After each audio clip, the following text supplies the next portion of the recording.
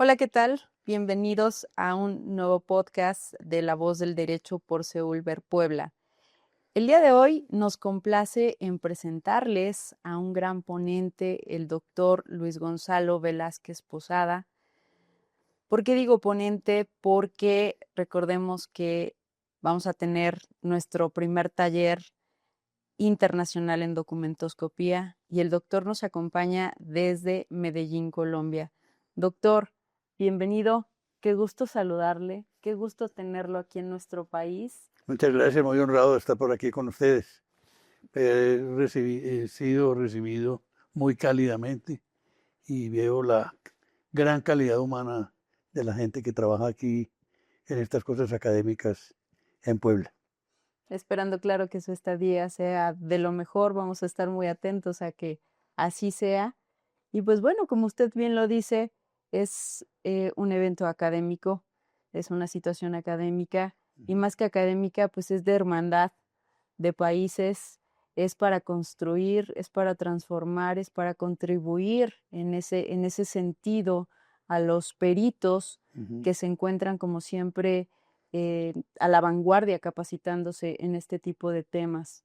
Doctor, antes que nada me gustaría que nos contara de su trayectoria. Cuéntenos quién es usted. Bueno, es una historia larga porque yo ya tengo 80 años, de manera que si vamos a hacer historia nos demoraríamos mucho tiempo. Pero yo empecé a interesarme por los estudios grafísticos y del documento a la edad de 16 años. Empecé con un curso por correspondencia con una institución española, el Instituto Belpost Tecnopost, que lo manejaban en esa época Augusto Bells y después Carlos Muñoz Espinal. En esa época, pues, las facilidades de comunicación no eran las de hoy, no teníamos internet, era una carta que se demoraba 15 días en llegar a España y allá mientras se revisaba la lección y volvía a Colombia, pues pasaba mes y medio. De manera que yo me demoré como unos 4 o 5 años haciendo un curso elemental y luego un curso superior de grafología orientada muy fundamentalmente al área psicológica, grafopsicología. Después, ya con mis estudios de derecho, vi que ese no era el camino y que era mejor mirar el tema de la firma y en general de la escritura y del documento, ya con un enfoque más jurídico y más probatorio.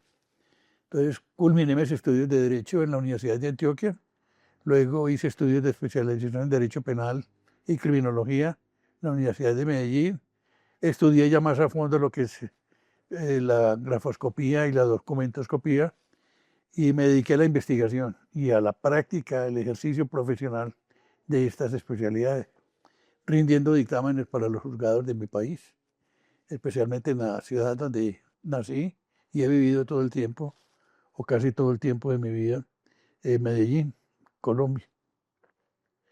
La vida me ha llevado por muchos caminos, he sido docente de estas mismas especialidades en la Universidad de Medellín, en la Universidad de Antioquia, con la Policía Nacional de mi país, con el Instituto Nacional de Medicina Legal y Ciencias Forenses, la Fiscalía General de la Nación.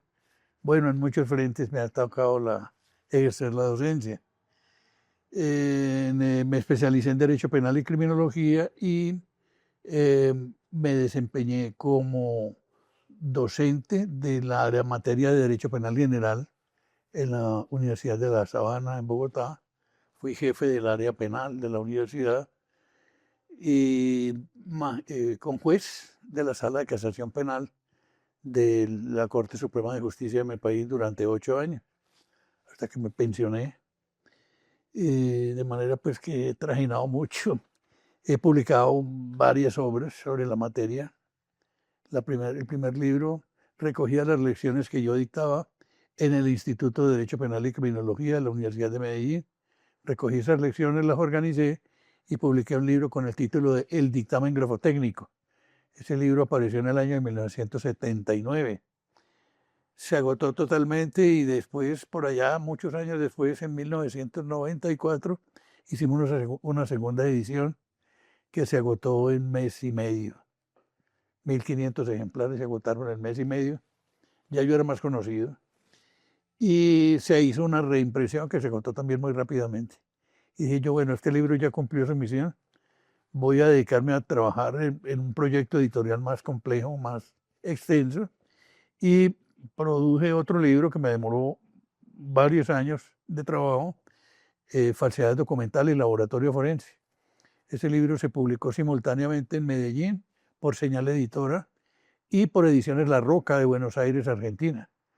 El libro se difundió profusamente en toda Latinoamérica, España, creo que también Portugal e incluso en Italia, Francia.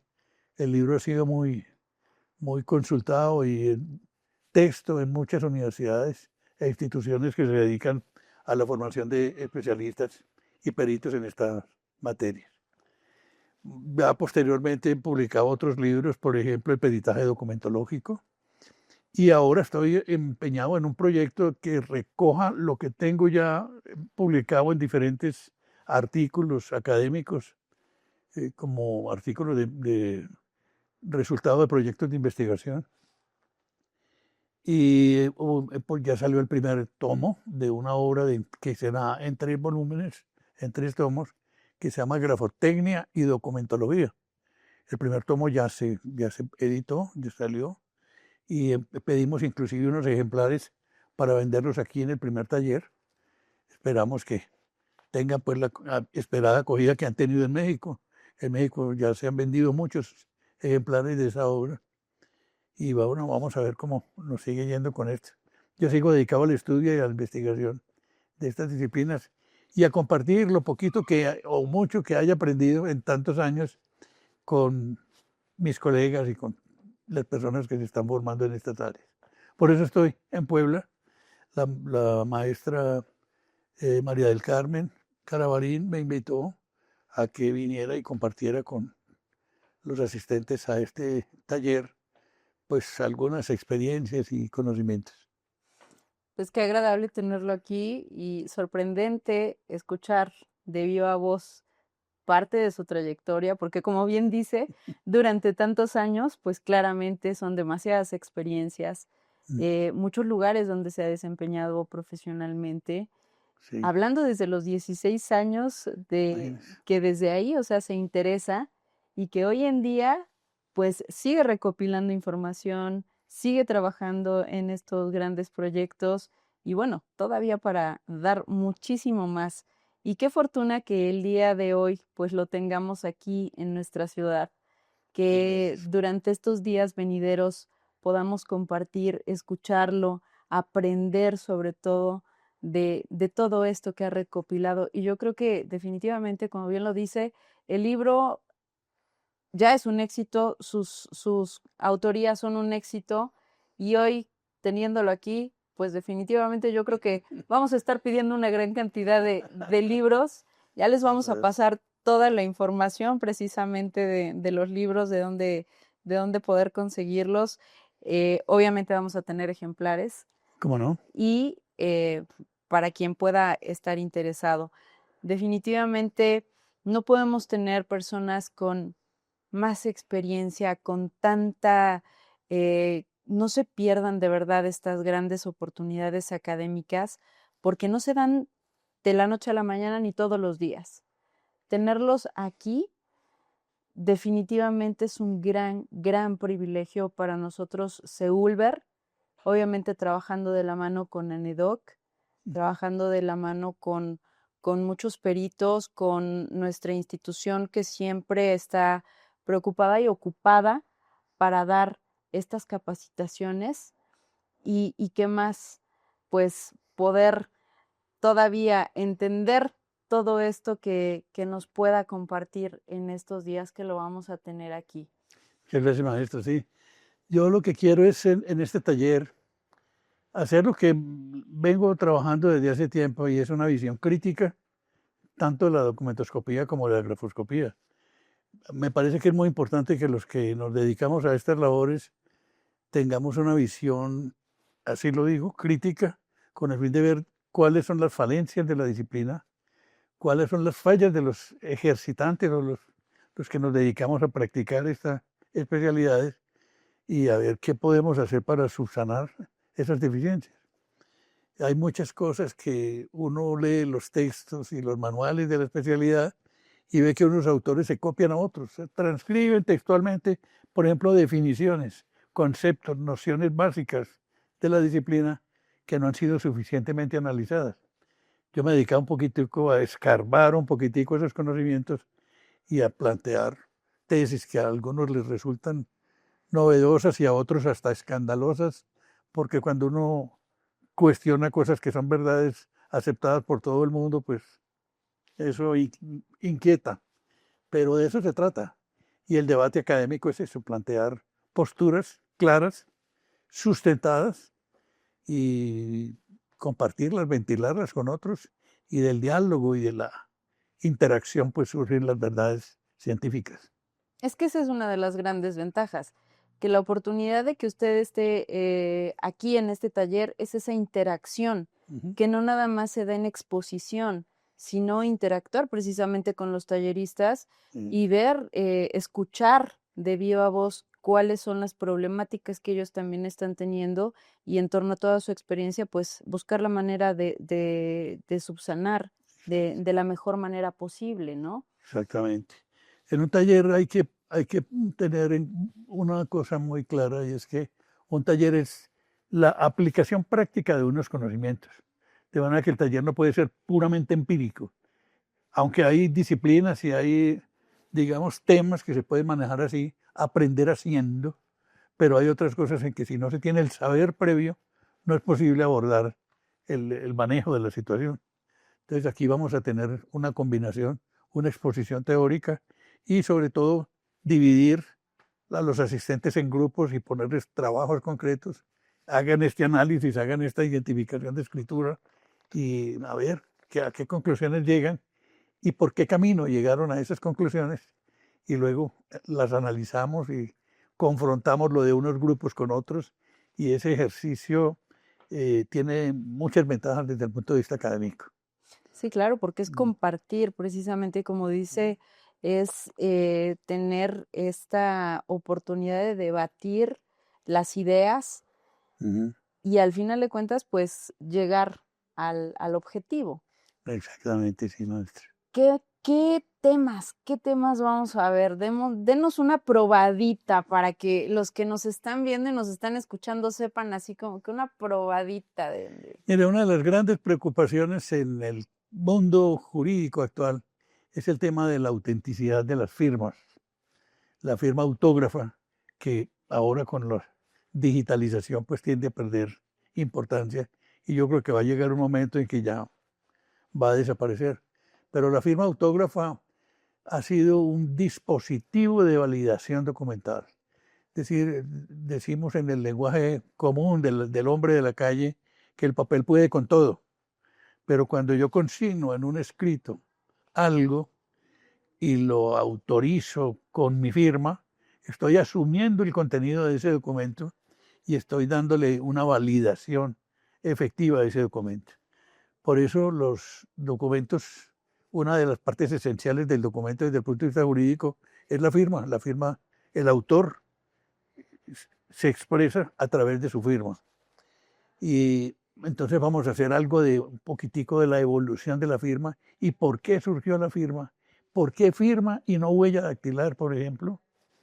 La firma que es escaneada e impresa en un documento, ¿es una firma o no es una firma? Algunos dicen que yo no firmé ese documento, escanearon mi firma y la sentaron allí. Luego esa firma es falsa. Yo digo, no, no es falsa, porque no es firma. Una imagen de una firma no es una firma.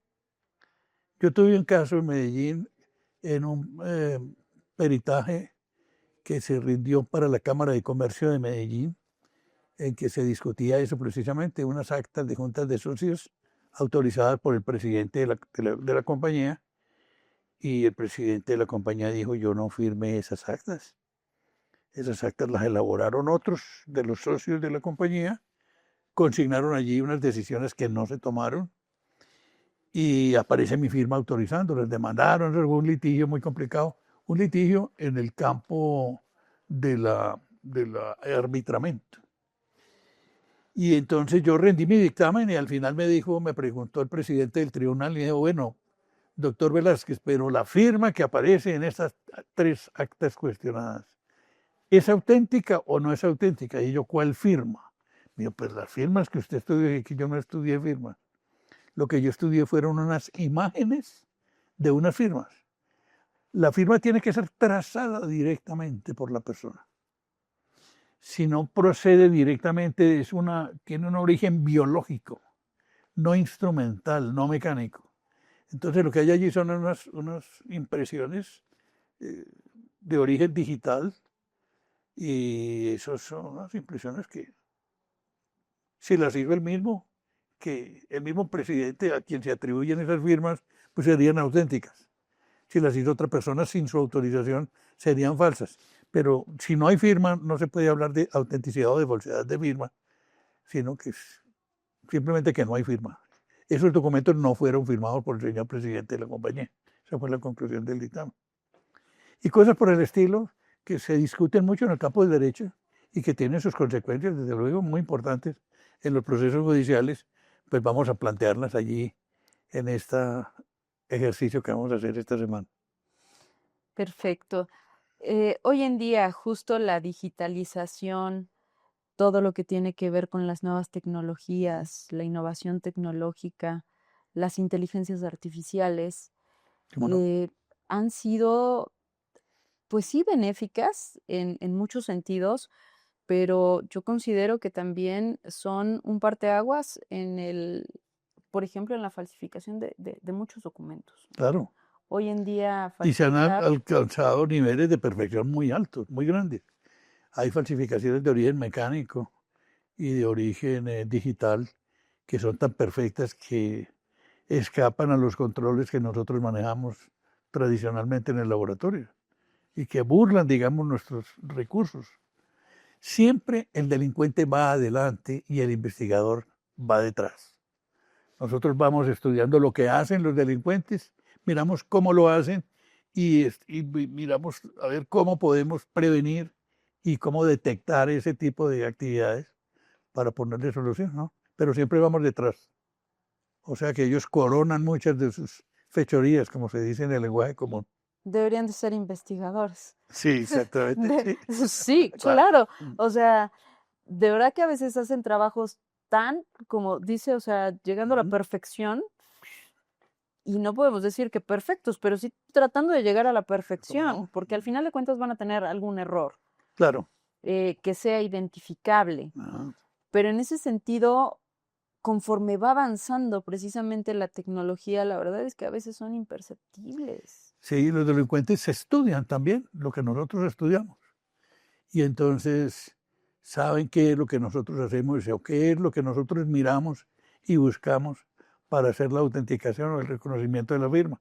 Entonces toman sus provisiones para evitar que los detectemos, ¿no? Eso es así en la vida. Y no solamente en el campo, digamos, de la grafoscopía y la documentoscopía, sino en todas las áreas del comportamiento humano. Los delincuentes están viendo a ver cómo cometen el delito perfecto. Pero se ha dicho siempre que el delito perfecto no existe. La tarea nuestra como investigadores es ver qué es lo que no es perfecto en esos delitos. Sí, sí, sí, ver esos pequeños detalles que a Exactamente. ellos se les pueden pasar por Que se desapercibido, les escapen a ellos. pero al final esos pequeños detalles son los grandes que se vuelven observables. Exactamente. Y pues obviamente con personas como usted tan capacitadas ya con ese ojo clínico de poder observar qué es o qué no es y de qué manera lo pudieron haber no trazado, como bien lo dice. Ujú, También me presentan una firma y yo digo, sí, claro, ujú. yo creo que sí la hizo alguien, ¿no? A veces hasta uno duda de su misma firma. Ajá. A mí me tocó hace mucho tiempo dudar de una de mis firmas, ¿no? De decir, esta creo que sí era mía, creo que no era mía. Al final sí era mía, ¿no? Pero Mm. ustedes que tienen, Sobre todo las personas que les toca firmar mucho y hay un documento controversial que llega a un proceso judicial y citan a la persona reconocimiento de firma y contenido del documento. dentro del proceso. La persona mira eso y yo, esta firma es igualita a la mía, pero yo estoy seguro que no es mía. ¿Pero por qué? Porque yo no recuerdo nada de lo que aquí se documentó. Yo no conozco a la persona que aparece negociando conmigo en este contrato, por ejemplo.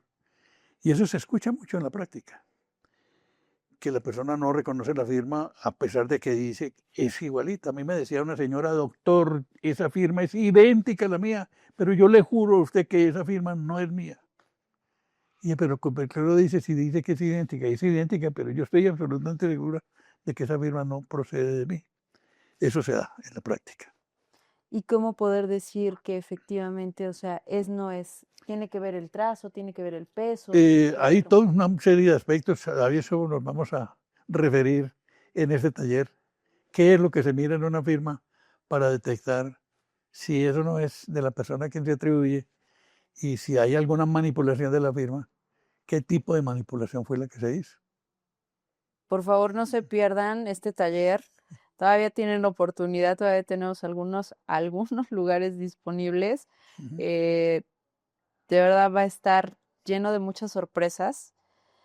Y pues bueno, o sea, están cordialmente invitados. Doctor, agradeciendo su participación y de verdad, al menos nosotros, créanme que no nos vamos a perder un minuto de todo lo que tiene por compartirnos.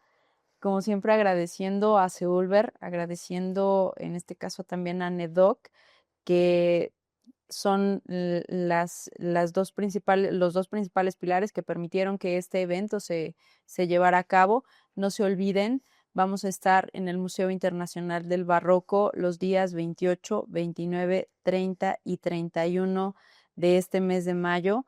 El taller inicia a las 9 de la mañana. De ahí tenemos un receso que sería de 9 a 2. De 2 a 4 va a haber un receso para comida. Regresamos con el siguiente módulo que sería de 4 a 9 de la noche y así consecutivamente miércoles, jueves y viernes. El día sábado iniciamos de 9 de la mañana y estaríamos cerrando 2:30 cuando se daría la clausura de este magno evento y claramente pues esperando también más adelante contar nuevamente con su participación y por qué no con la participación de muchos más y de todos ustedes claramente. Con muchísimo gusto, maestra. Claro que sí. Muchísimas gracias, doctor. Muchísimas gracias a ustedes y los estamos esperando.